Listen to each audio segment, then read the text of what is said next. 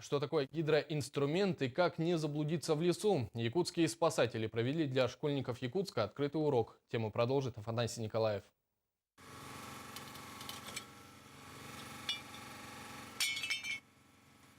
Универсальный гидроинструмент с легкостью перекусывает сталь. Урок «Юный спасатель» не очередная лекция, а в первую очередь демонстрация. Спасатели показали возможности аварийно-спасательного автомобиля, рассказали о ежедневной работе.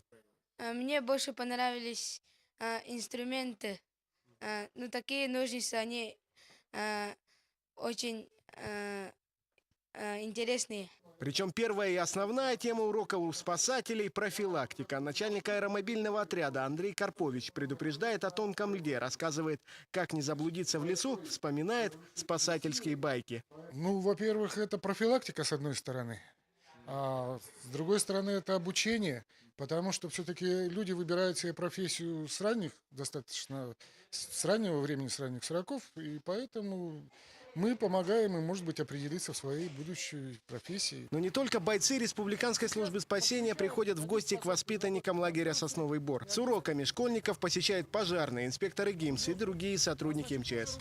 К ребятам каждый день приезжают сотрудники МЧС, они не только рассказывают о своей работе, но и проводят практические мероприятия, именно занятия по выживанию в экстремальных ситуациях, проведение поисково-спасательных работ.